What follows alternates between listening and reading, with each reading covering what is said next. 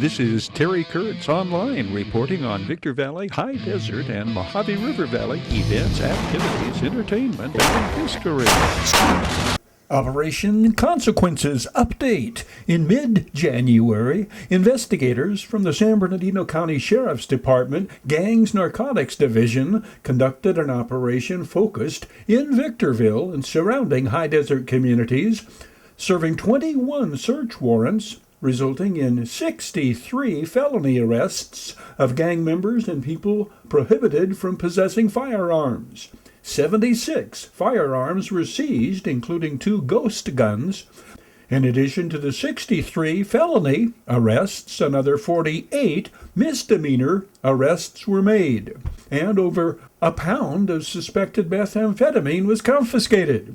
Deputies from the county's Specialized Enforcement Division, Jail Intelligence Team, County Probation Department, California Highway Patrol, Department of Homeland Security Investigations, and Barstow Police Department participated in this latest crime suppression effort. In addition, the San Bernardino Movement Against Street Hoodlums, SMASH, Street Enforcement Team conducted proactive patrols in the city of Victorville and surrounding jurisdictions. With King of Hammers underway in Johnson Valley, this report from last year is timely.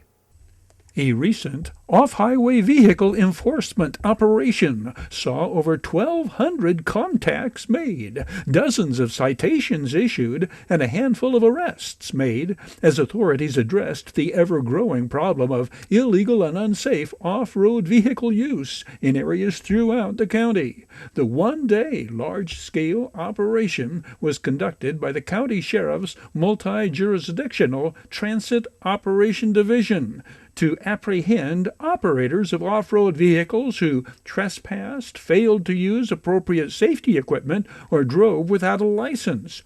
84 citations were issued for registration violations, helmet violations, driving without a license, and other off-road and traffic-related offenses. 3 arrests were made, 1 stolen vehicle was recovered, 4 vehicles were towed for various violations, and 5 criminal reports completed.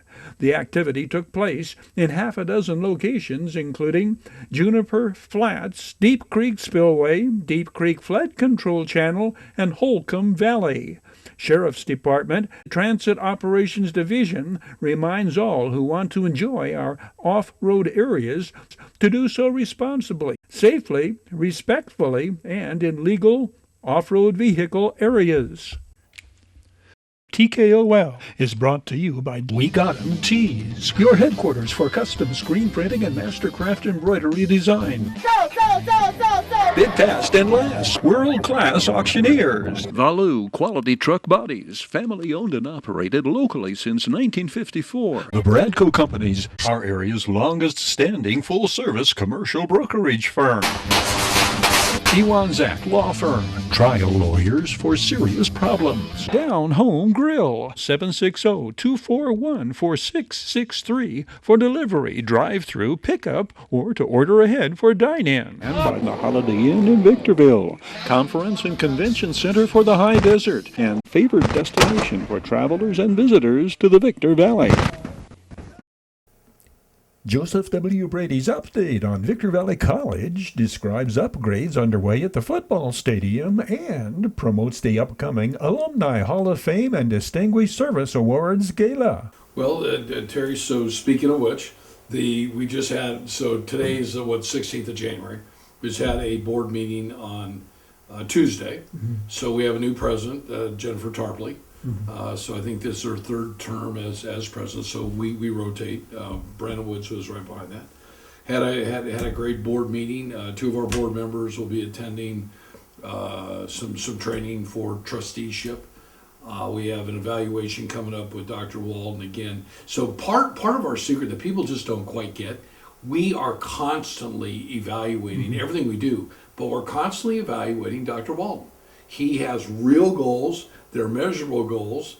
I'll be doing a phone call with Dr. Guy Lease next Friday morning. It'll be an hour interview. He interviews each one of the trustees so that he can come back. We then sit down in probably 3 weeks, and it's a 3-hour meeting with Dr. Walden to go through not only the goals, but where are we really, and where are we going to go, and how we refine them. So, so the meeting went well, but let me read to you. I asked Dr. Walden intentionally for this. So we just put out a contract on Tuesday night.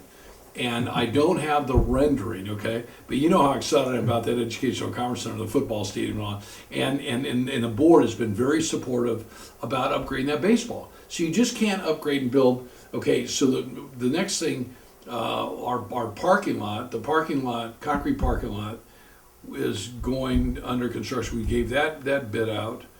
They'll start here in the next couple of weeks. So to the south of the Educational Conference Center, where the tennis courts is, that will all be refigured, and I think we have 300 parking places coming in there. So we've had, in the past, we've had the gala in the past last year and things. So we do have a gala. We do have the gala, and I'm going to talk about it. But so I'm going to read something to you because when a board member reaches out to Dr. Walden as a trustee and asks a question, he takes that question and responds back to all the board members so we all know. And I think the public will be really excited about this, and we will have the drawing next time. So dear board, some of you have requested more information about the field houses. That information is provided below. We do not have drawings as of yet, but I will forward those to you as soon as I receive them. The stadium field houses and press box project at Victor Valley College represents the final phase of the stadium's development, aims to provide comprehensive support for both current and future students. This ambitious project will involve the installation of new modular facilities, ensuring modern and up-to-date amenities. The scope includes demolition of the existing structures and installation of a full set of new modular facilities, a 72 by 40 home team building, a 36 by 40 home equipment building, a 40 by 40 visiting team building, and a 12 by 40 restroom building totaling 6,720 square feet. Terry, you've been there for years. You've been monitoring Victor Valley College since you and I met, 30 some odd years ago? So you know how important that is. Yeah. And it is important to me. And it was funny when Deb was on over there on a recent, she goes, where do these guys have to go and change and all that? So, yeah. These structures include locker rooms, team support spaces, offices, restrooms, storage, exam rooms, custodial areas, all built to modern standards with concrete foundations, steel frame construction, upgraded mechanical, CCTV, and IT infrastructure. The project also integrates code-compliant finishes, ADA features, and utility coordination required by the Division of the State Architect, which is a DSA. So the DSA is who we have to go through on everything that we do. To implement the project, the district utilized a piggyback proposal from American Modular Systems for fabrication of the modular buildings at an approximate cost of $2.7 million, and subsequently conducted a formal public bid for site work, demolition, and installation. Jurgensen Concrete was the lowest responsive and responsible bidder at $4.5 million, with the board of trustees ratifying the contract on January 13, 2026. Their scope includes demolition, grading, utility work, foundations, electrical service extensions, paving, fencing, complete installation of modular buildings.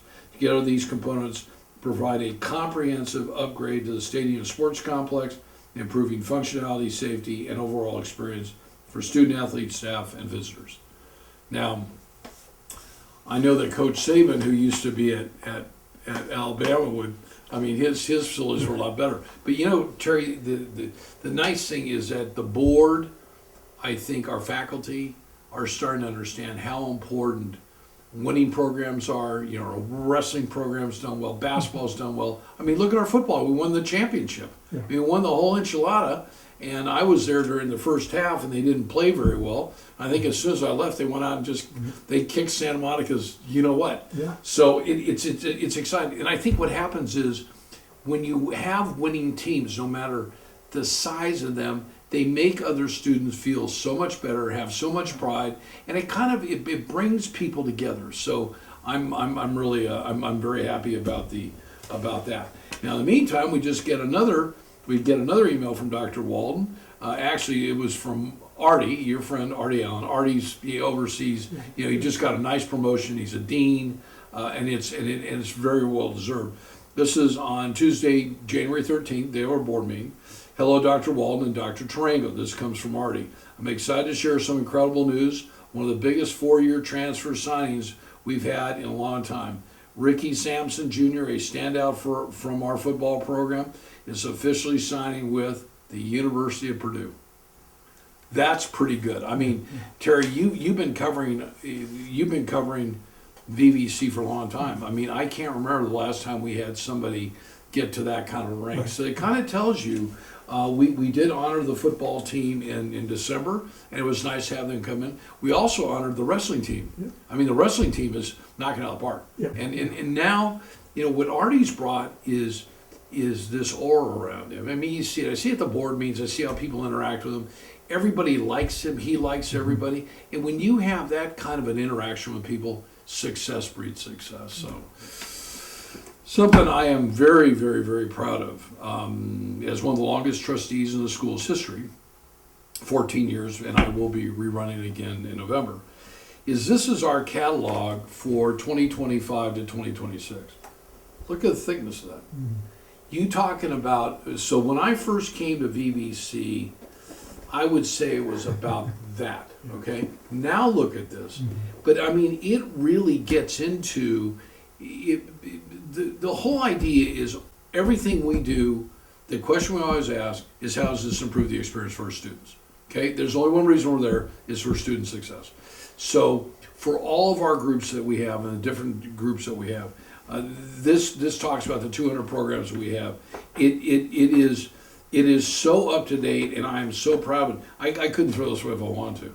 So, I want to take my hat off and let me acknowledge a couple of people that are on here. Fellow trustees, Jennifer Tarpley, Stephen Terrell, Brandon Wood, Dr. Chappelle Griffin.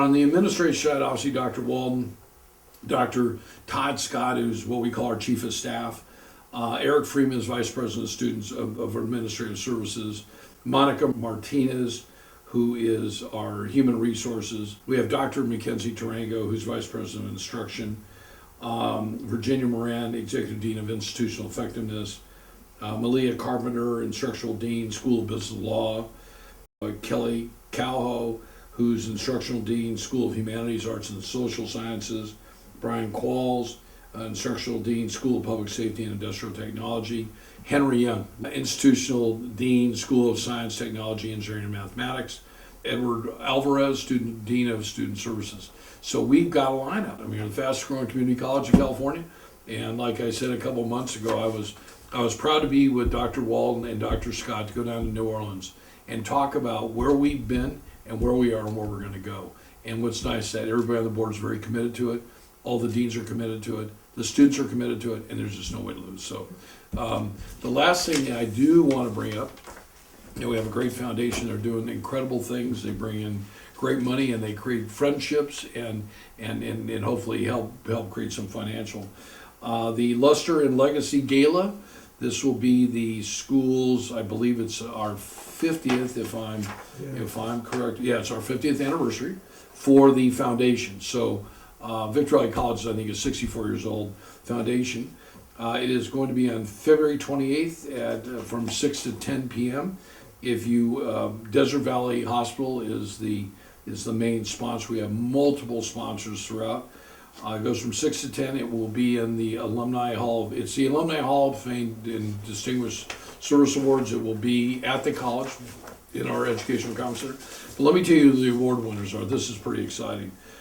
We have Dr. Lee Harvey Bennett Jr. He's our Distinguished Service for Education. He oversees the automotive department, and I'm just telling you, a passionate guy, somebody that was so passionate that after Deb and I met him, Deb met him 2 years ago, we decided to do an endowment in his program for a scholarship. I mean, he just cares deeply. In the community, we have Stacy Duvall with Duvall Rubber. Stacy's done incredibly well. She's the chairman of the Greater High Desert Chamber of Commerce. She's a real leader. Our young alum is Shannon Dunkel with the town of Apple Valley.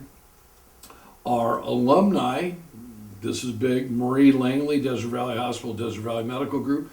I've known Marie since James Langley worked with me and Pete Westman almost, I don't know, 27, 28 years ago. I've seen their kids all grow up. They've done well.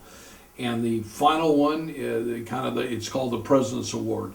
So it's an award that President Brendan Wood and President Walden sat down and they discuss, and between them they come to consensus. And I also believe that the president of the foundation, I think Craig Garrett, I think Craig is president. Hopefully, if I'm not wrong, Craig, I apologize. But they sit down and they pick out somebody, and by unanimously, Peter Allen. So my wife Deborah used to work with Peter over at Contel. He's good friends with Caldwell Cox, a whole bunch. He loves golf. He was at the college for probably 30 years. He reminds me, I spoke in one of his early classes. He loves golf. He's a really good guy. He was an interim superintendent for a period of time when Chris O'Hearn left. So we've got a great lineup this year, and I want to thank Kirsten Acosta and her great staff for putting this on, and I think it's going to be a great event for those that do show. If you want to go to this, let me tell you, just call 760-245-4271 and dial extension 2523. That goes directly to Kirsten. And if you want to get her email, Kirsten, I hate to do this to you, it's Kirsten, Kirsten .Acosta, ACOSTA, at vvc.edu. It'll be an absolutely incredible event. I mean, last year we honored a lot of great people, but one of them was actually Terry Caldwell. Yeah. And I'm glad we did it because of just, age. So I think that's my update for Victor Valley College. Yeah. The Victor Valley Community Services Council is offering free homemaker services, transportation, and activities for seniors ages 60 and older with mobility challenges. Residents can join the group in its monthly shopping trips where they pick you up, take you home, and assist with lifting and carrying items. For more information or to reserve your seat on the bus, call 760-243-9646. Terry Kurtz Online was brought to you by Down Home Grill in Victorville. Call 760-241-4663 for delivery, drive-through, pickup, or to order ahead for dine-in. At Down Home Grill, corner of Bear Valley Road and Ridgecrest Road in Victorville. Bid fast and last. World-class auctioneers. Bid fast and last. Liquidation of government entities, vehicles, firearms, estates, antiques, fine jewelry, coins, and more. Bid online at bidfastandlast.com. Ready to kick tires, start fires, kick ass, take names, and rock and roll. Valu Quality Truck Bodies. Family owned and operated locally since 1954. Valu manufactures state-of-the-art truck bodies for the construction industry nationwide. Valu Quality Truck Bodies, proudly showcasing teams, athletes, and youth-oriented activities. The Bradco Companies. Joseph W. Brady's Bradco Companies. Bradco, leading efforts to improve the quality of life and standard of living for all residents throughout our high desert region. Serious legal problems? Don't go alone. The other guys have attorneys just waiting to blow you away. Contact Iwanzak. Accidental death? Injured on the job? Contact Iwanzak. Law firm. Trial lawyers for serious problems. We Got 'em Tees, your headquarters for custom screen printing and mastercraft embroidery designs. We Got 'em official CIF-sanctioned Chanel patches for varsity jackets. We Got 'em Tees, 2 locations, Apple Valley and Upland. Oh yeah, We Got 'em Tees. And by the Holiday Inn in Victorville. The Holiday Inn, favorite destination for travelers and visitors to the Victor Valley. It seems like a fitting time to show you this story on a project Earl Graham, wife Rhonda, and daughter Christy are involved with locally. True Pasture Beef. The Graham family has been cattle ranchers for more than 5 generations. The Graham family's mission is to provide individuals with the power to promote positive social change in the way beef is raised. Everything that we deal or see today is important in that circle of life, whether it's a weed or whether it's a luscious plant. They all have equal value in what we do. Equally important as vegetation, the water. The headwaters to the Mojave River flow through this ranch, and the water leaves in pristine condition. For the chloroforms and everything in it, they call it pristine water. When you think of a waterway leaving a ranch, you would expect to see some discoloration. You would expect to see something here other than just absolutely crystal clear, beautiful water leaving a ranch. But if you do it right, that's what you get. And that's what I talk about, that it is so important that we do what we do for the water. This water is going to be drinking by every school kid, by everybody that is downstream from us. And this is the very beginning, because our water runs inland and runs north instead of to the ocean. So this water is going to be used from, like I said, from here to Death Valley. The Grahams keep true to the roots of the land, never using herbicides or fertilizers or machinery. Everything is done on horseback or on foot. The beef you buy from true pasture beef are cattle that the Graham family has raised for the cow's entire life. The grass the cattle eat is what grows naturally. There is no odor stockyards here. Bacteria has been reduced to where there is less in manure than in vegetation. This is a piece of cow manure that has hit the ground. You're going to look around, you're going to see a lot of this. It's right next to where, when it rains, it can run into the water, okay? Now, every bit of this plant life, as you can see underneath this tree, underneath this bush, this is all bacteria, okay? This is all mildewed, that is bacteria, and this bacteria will end up in that creek. There's bacteria in this that will end up in that creek. If you took this for pound and this for pound in the same condition, meaning in the same degradable condition, that's a little further degraded than this is at this point. The bacteria count would be less here than it is there. Why that is because this animal, when we fed this animal, we did not bring any grains, we did not bring any supplements in. All the animal ate was what was here, okay? And this is eventually going to die and end up in a waterway. Once it eats it, it takes the energy out of it to live. So when it has this come out, this has less energy to feed bacteria than it did if the plant just died by itself. So the cow, it's easier, this is less pollutant than the bush is by itself, because the cow is taking the energy out of that. Now this was a really hard thing to get people to understand, because when we think of cow manure, we think of Chino Valley and we think of all the pollutants it's caused down there. It wasn't the cow manure. A cow is only what it is fed, okay? So if you feed it high nitrate feeds, high carbon feeds that have a lot of GMOs in it, that don't break down the way that we typically stuff breaks down, and you do that for years, you create a huge pollution bank. Consequently, it's not two of the same things. So this is actually cleaner than that would be, and we wouldn't think anything of eating a piece of this dried off bush, and yet this will have less bacteria than this would have. If you look around, this brush brings a lot of things to us. One thing is if we're in a dry year, if the cattle need to, or if we're in an exceptionally cold year, or if we have some snow, the cattle will eat that brush, the green spots on that brush, and it's very good feed. In fact of the matter, if they eat it for about 30 days, it'll give the meat a really unique flavoring to it. And that's why our meat will never taste the same every time you get it. It will depend on the year, it will depend on the time of the year of what the animal's been eating.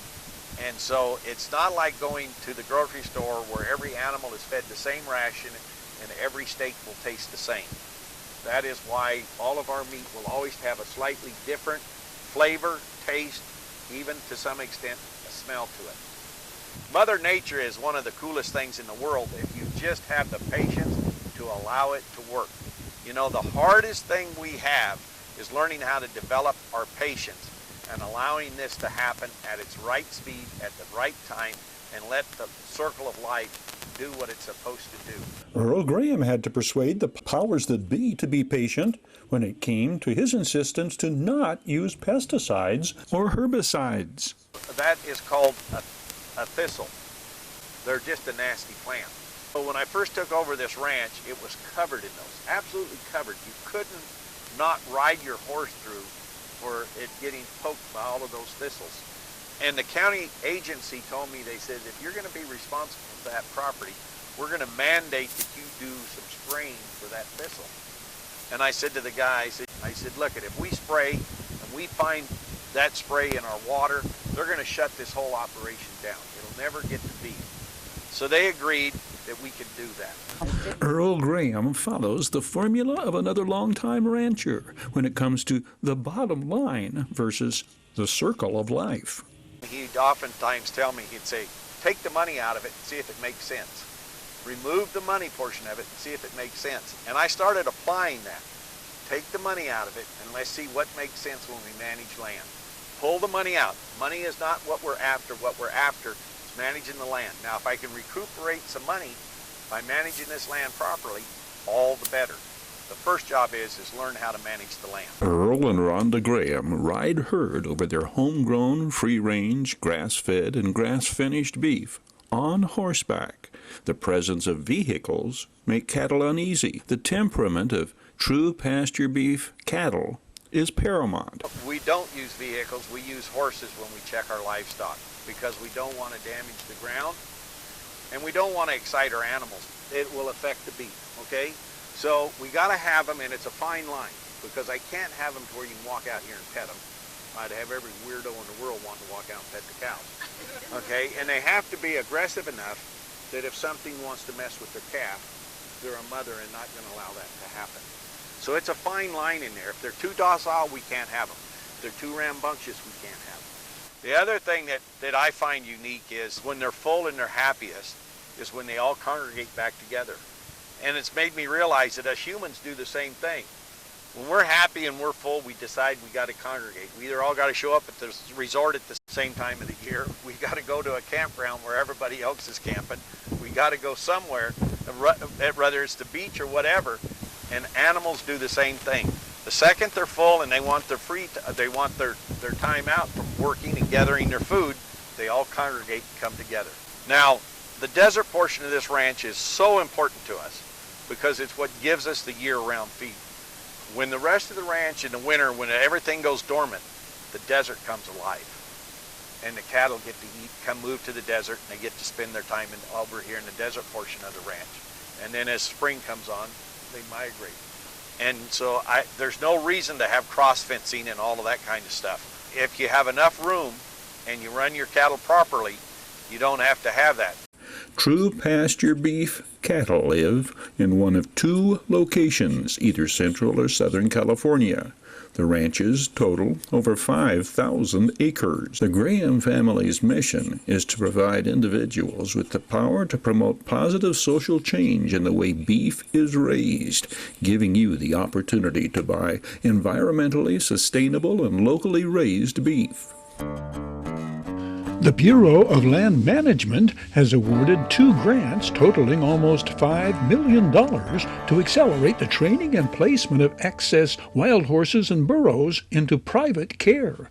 These grants are part of the BLM's efforts to encourage more adopters to give a wild horse or burro a good home. The Adoption Incentive Program provides up to $1,000 to adopt an untrained wild horse or burro from the BLM. The goal of the program is to reduce BLM's recurring costs to care for unadopted and untrained wild horses and burros while helping to enable the BLM to confront a growing overpopulation of wild horses and burros on fragile public rangelands. Thanks to its Adoption Incentive Program and the online corral, the BLM has doubled the rate of private care placement over the last 5 years. Terry Kurtz here, throwing out an invitation for you to catch up with High Desert Sports Activity, your High Desert Sports Report, showing 3 times every day on Victor Valley TV, 7 and 11 every morning, 4 every afternoon. We hope you'll join us right here on Victor Valley TV. That's a wrap on this edition of Terry Kurtz Online. On behalf of Victor Valley Television Productions, thank you for watching. We hope to see you again next time around.